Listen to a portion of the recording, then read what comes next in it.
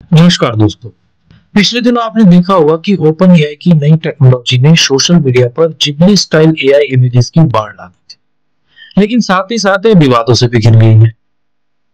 इस ट्रेंड के बीच मियाजाकी का 2016 का एक वीडियो वायरल हो गया जिसमें उन्होंने एआई जनरेटेड एनिमेशन को सीधा जिंदगी का अपमान यानी कि इंसल्ट टू लाइफ कह दिया था। तो क्या ओपन एआई ने कलाकारों की मेहनत को नजरअंदाज किया है? क्या चैट जीपीटी ने कॉपीराइट का उल्लंघन किया है? चलिए आगे वीडियो में बात करते हैं इन्हीं मुद्दों पर।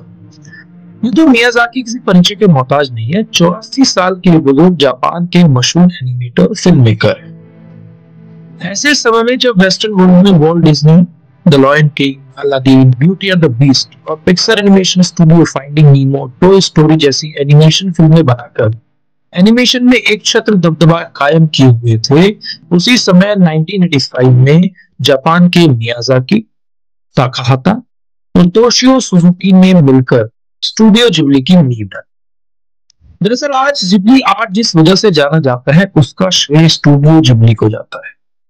स्टूडियो जिब्ली ने ही इस कला को तस्वीरों में उतारकर असल दुनिया में लाने का काम किया था।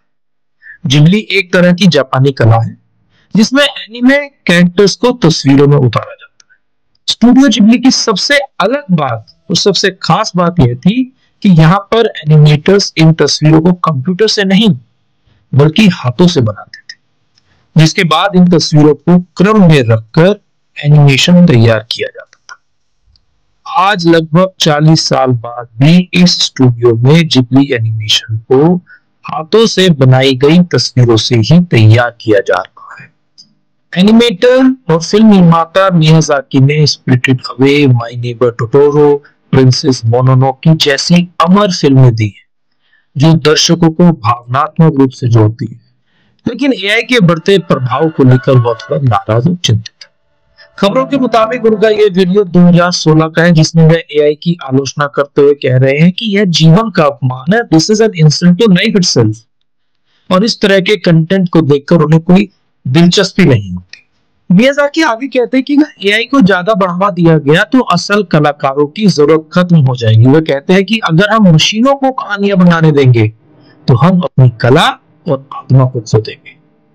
उनका मानना है कि tech can not replace artist, यानी तकनीक हमारी जगह नहीं ले सकती है।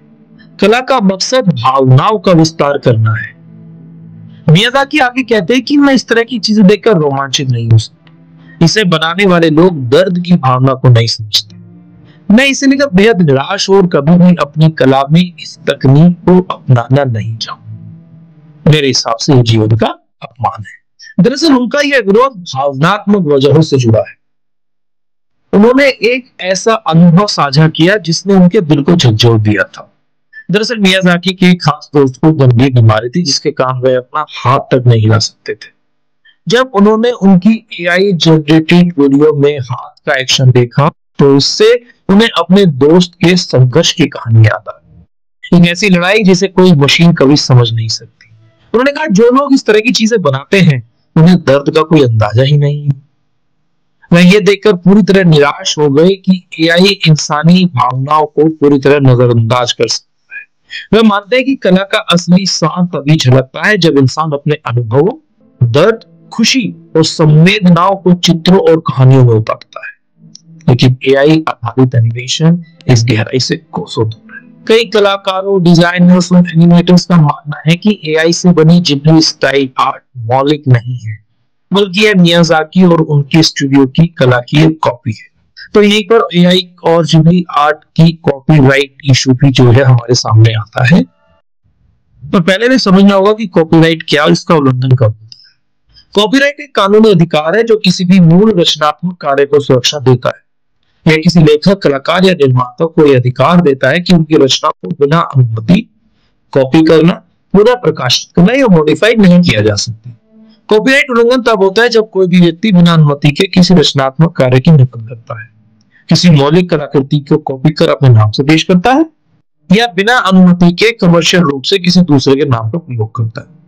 पहले से मौजूद आर्ट को मामूली बदलाव करके नई कलाकृति के रूप में प्रस्तुत किया जाता है। ये सारे जो है कॉपीराइट के उल्लंघन में आते हैं। लेकिन यदि कोई किसी कलाकार की शैली, स्टाइल से प्रेरित होकर एक नया आर्ट बनाता है तो इसे कॉपीराइट उल्लंघन नहीं माना जाता। अगर एआई किसी ओरिजिनल आर्ट वर्क को हूबहू कॉपी करता है और उसे नया बताता है तो ये अवैध हो सकता है। तो अगर तकनीकी रूप से देखा जाए तो एआई से आर्ट बनाना या जिबली आर्ट बनाना अवैध नहीं है, लेकिन यह नैतिक रूप से विवादित मुद्दा बन गया है। तो एआई के इस बढ़ते उपयोग को लेकर दुनिया भर में बहस जारी है। कुछ लोग इसे क्रिएटिव इंडस्ट्री में क्रांति मानते हैं तो कुछ इसे कला के लिए खतरा बताते हैं। मियाजाकी जैसे कलाकारों का मानना है कि एआई कभी भी इंसानी भावनाओं को नहीं समझ सकता और इसीलिए वह असली आर्ट से पीछे रह जाएगा। ऐसा नहीं है कि वे तकनीक से नफरत करते हैं, बल्कि उनका मानना है कि फिल्मों में जंगलों, पहाड़ों, प्रकृति को जिस खूबसूरती के साथ हाथ से दर्शाया जा सकता है, तकनीक उतनी संजीदगी से ऐसा नहीं कर सकती। वह अपने हाथों से एनिमेशन में भाव बन में रखी रखते हैं और कहते हैं कि मैं जब तक जीऊंगा हाथ से ही कहानियां रचता रहूंगा। आपकी इस विषय में क्या राय है? आप अपनी राय हमें कमेंट करके बता सकते हैं। और साथ ही अगर आपको ये वीडियो अच्छी लगी तो लाइक, शेयर और सब्सक्राइब करना ना भूलें।